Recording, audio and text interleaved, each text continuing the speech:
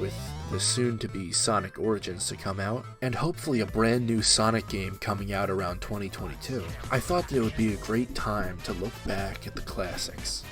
The Sonic games that started one of the greatest franchises of all time. So, without further ado,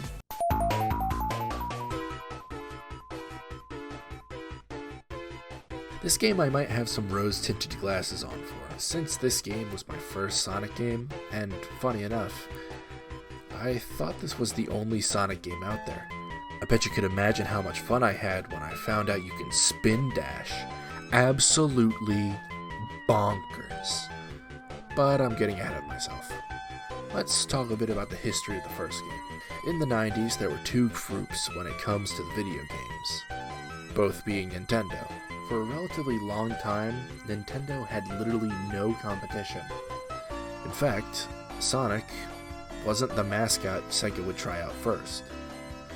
Before Sonic was even thought of, there was this little fella, Alex Kidd, first bursting onto the scene with the game Alex Kidd in Miracle World in the year of our Lord 1986, which, to put it bluntly, wasn't very good.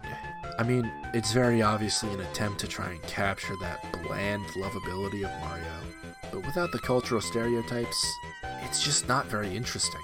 I mean, it even has question blocks. How shameless could you possibly get? So, the second time around, Sega needed something big, something that could be bigger than Mario, and to save the gaming world from the icy grasp of Nintendo.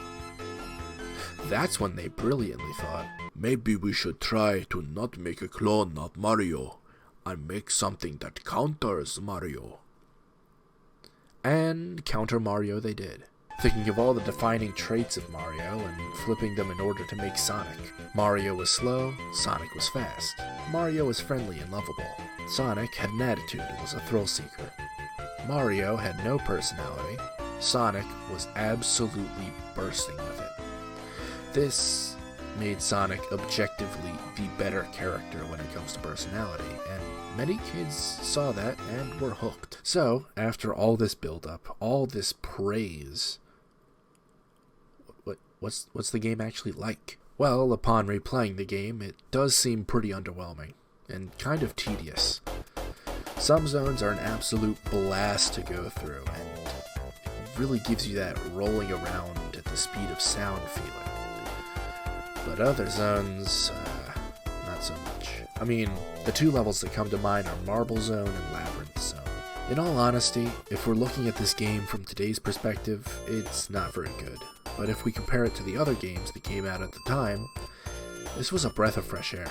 Mario was still doing the same thing he'd been doing for years, and with Mario was still doing what he'd been doing for years with Super Mario World. Which I'm not saying is a bad game, I'm just saying it's not really trying anything new. It's the same formula you could find in any other platformer at the time. There are a lot of things that I could say about the first Sonic game, but to be honest, I can't really say much negative about it, as I feel it was really a test of what Sonic could be, which would further be explored in Sonic's next game, which would be the famous, one of the greatest games of all time, and the reason I made this video. This arcade game follows Sonic as a member of the Detroit Police Department, committing acts of police brutality against Eggman, a Mexican drug dealer. The game is one big car chase as Eggman tries to drive away from Sonic, knowing that if Sonic catches him, he'll kill him. The way that this game depicts brutal acts of violence is unmatched in any other Sonic game to date. It's truly an immersive experience. How do you top a game as perfect as Waku Waku Sonic Patrol Car?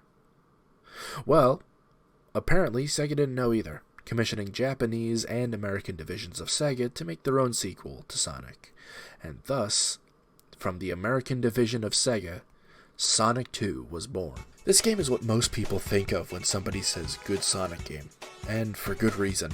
It takes everything that was great about the first Sonic game and amplifies it to perfection, along with adding their own elements like the legendary spin dash, tails, and even the perfect 2-act system. with one act to set up the zone and its gimmicks, and the second one to let you play with those gimmicks and give you a cool boss fight at the end. Unlike the first game, it never feels slow. It always feels like you can speed through the level. And if not now, then with some practice. It always feels a lot more vibrant and more surreal.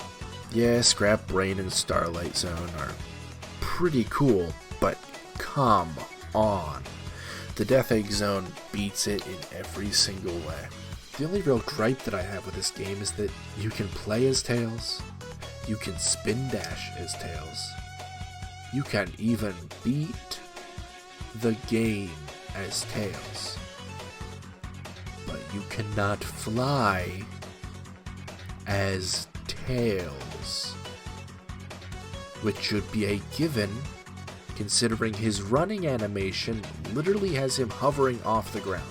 It's very obvious that he was just a Sonic resprite in this game, but in future releases of Sonic 2, like the beautiful mobile ports by Christian Whitehead, it was added in, so there's not much to be upset about.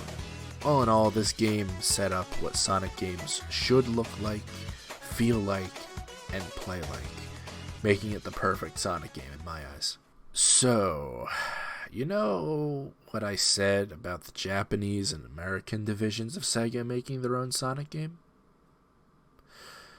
Well, you might be guessing what the Japanese division made, right? Well, they managed to make the most divisive Sonic game ever made. Sonic CD. This game is the closest you can get to a Mario game when it comes to Sonic. This game just has so many problems, featuring, but not limited to, instant death pits, terrible stage gimmicks, easy boss battles, overly difficult boss battles, impossible to find collectibles, impossible to use time machines, gimmicks that are in contest with each other, a good ending that's impossible to get, the worst spin dash ever, and the list goes on. This game is pain on a disc, and the worst Sonic game. Well, worst of the classic Sonic games at least. Though I thoroughly dislike this game, there are some things that I absolutely adore about it. One of which being the characters. This was the first game to feature characters like Amy Rose and Metal Sonic, both of those being really interesting and amazing characters. The story is also pretty cool. Dr. Eggboy enslaves an entire planet. A little planet, but still. Now, Sonic has to save the planet, save Amy Rose, and defeat Metal Sonic, all while going through time and defeating Lego My Ego in the past, so he can save the future. I promise you, that's it. Another thing that I love about this game is the Metal Sonic boss fight. Oh my gosh, it's a race to see who the better Sonic is, and I couldn't be happier that they did this, instead of the other really boring and generic boss fights. It just feels cool, and I absolutely love it. Definitely a highlight that I remember fondly while playing. The last being the opening and ending animations by Toei Animation, the company that worked on One Piece, Sailor Moon, Digimon, and even Dragon Ball. This is the perfect representation of Sonic. I don't even know why. He's just characterized so perfect with his fun-loving personality and with a bit of an attitude to go with it. It's all shown in like 30 seconds, which is pretty impressive. But in all honesty, this game sucks. So, let's go move on to arguably the best Sonic game of all time. Sega wanted to up the price and experience of a Sonic game. So, what they did was make something so before its time that big companies like EA, Nintendo, and EA would later use in their modern titles. They locked the second half of Sonic 3 behind a paywall. Now, as awful as this sounds, it was actually a reason behind this, besides, getting those Benjamins, or whoever the Japanese currency is. Let's see. Yukichi Fukizawa. Huh. Well, it was actually because the game was too big for the current cartridges. So they split up the game in two games, Sonic 3 and Sonic & Knuckles. The way you combined these games was actually pretty cool, using lock-on technology as Sega called it. You could also use these cartridges... I've screwed up. You could make your cartridges do unspeakable things to each other, and boom, Sonic 3 and Knuckles. You could also do this with Sonic 2 and play as Knuckles in that game too, which was pretty rad. Now, how does this game hold up? Well, I never actually had this game before now, which I think is for the best. I feel that in the end, since I don't have any nostalgic ties to the game, I could judge it pretty fairly. Well, starting off, this game is a lot darker than Sonic 2. Not narratively. This isn't Waku Waku's Sonic Patrol car we're talking about here. But visually, everything just seems muted compared to the vibrant art style of Sonic 2. The music is just absolutely bopping. That gets 4 out of 5 slaps from me, being probably one of my favorite Sonic soundtracks. This was partly due to Michael Jackson's uncredited involvement with it, basically making the entire soundtrack. It was only when Michael Jackson found himself in hot water with his big scandal, you know the one, Sega decided to cut ties with him, but still used his work that he did prior on the game. This eventually led to Sega re-releasing the game with this awful MIDI music, but thankfully they got that squared away and released the Sonic Mega Drive and Genesis collection with an actually good soundtrack. What was I talking about? Oh, that's right, Sonic 3 Knuckles. Well, gameplay-wise, it's great. Tails can actually fly this time around and even take up a super form with the Super Emeralds instead of the Chaos Emeralds. But it's broken, so everything's right with the world. Knuckles is fun to play, and his route is also pretty cool, with probably one of my favorite ending bosses of all time. Sonic does feel a little bit bland, but the instant shields and elemental shields definitely tried to make up for this lack of mobility. Though, without the ability to fly, climb, or glide, you'll find yourself lost in these jungles of maps, feeling more like Hollow Knight than Sonic sometimes. There's so much to explore in this game, and you can literally spend hours in some maps, which could also turn into a problem. I have to admit, I'd never timed out of a Sonic game until Sonic 3 Knuckles. The maps are just so winding and kind of jarring sometimes. And do not get me started on the BS show, which is Ice Cap. But in all honesty, Sonic 3 and Knuckles is a great Sonic experience. But is it the best? Short answer, no.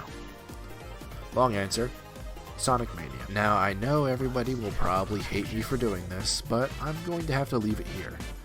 Considering I haven't posted in 3 years, and I want to do a more in-depth look into Sonic Mania, instead of just dumping a short segment of it in this video.